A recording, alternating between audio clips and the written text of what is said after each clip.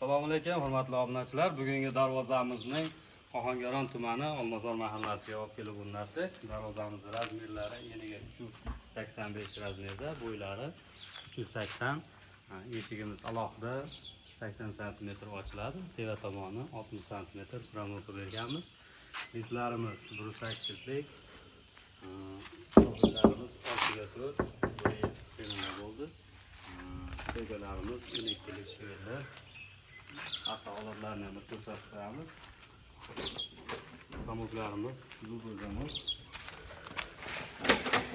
Holatini ko'rinishlari o'rtasiga sentrzonik bo'lganmiz. Mana bu qo'lda ochiladi.